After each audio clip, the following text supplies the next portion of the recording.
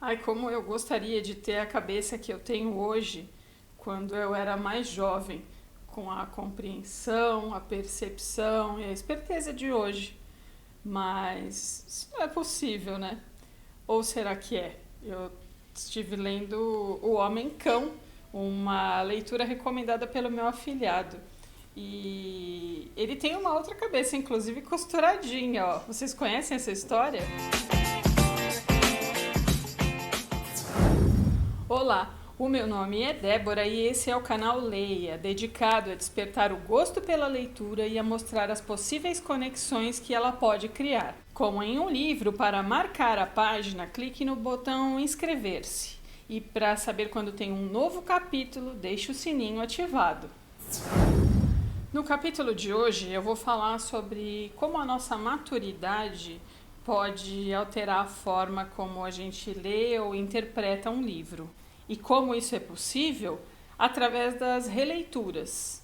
Eu escolhi 3 clássicos infantis e infanto-juvenis para comentar aqui com vocês.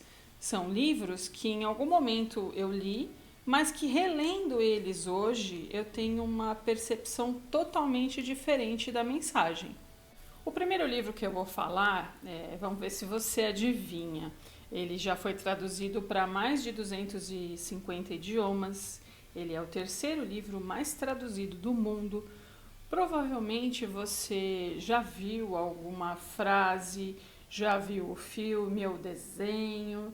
E será que você pode adivinhar de qual livro eu estou falando? É claro que eu estou falando de um livro considerado um clássico da literatura infantil, O Pequeno Príncipe.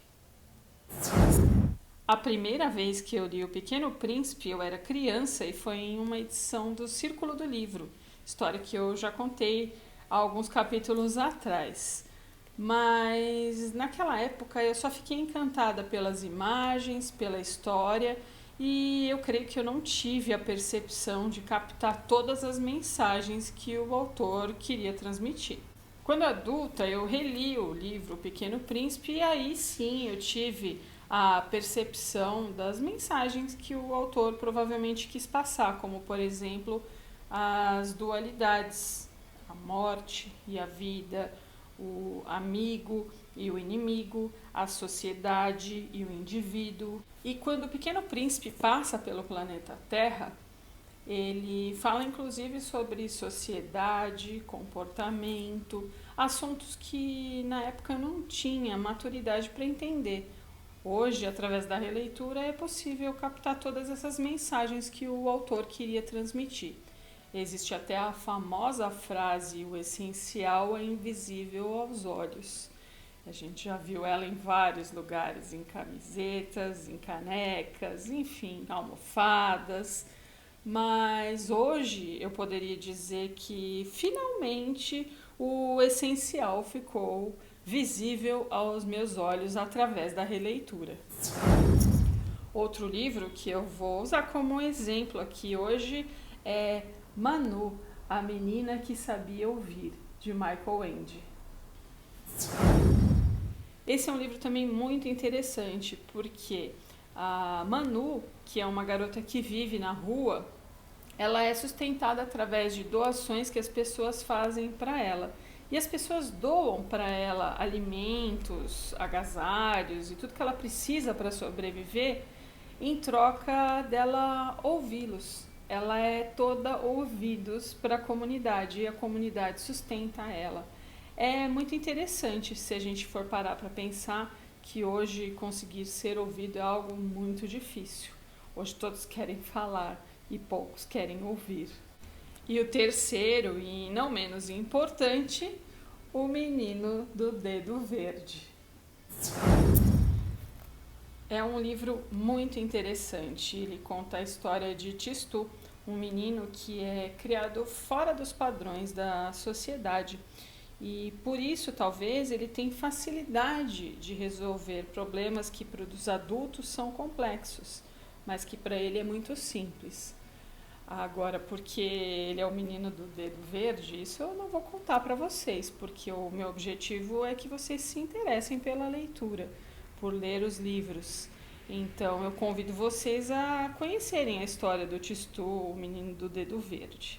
Hoje eu acredito que o estímulo à leitura e o acesso à leitura é muito maior e por isso eu acredito que as conexões entre leitores são muito mais possíveis.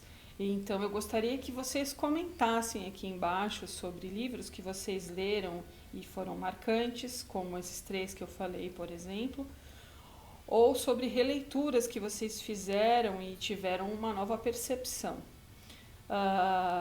Se vai ter conexão, se vai ter sentimento, sempre vai ter. E muito mais, mas só no próximo capítulo.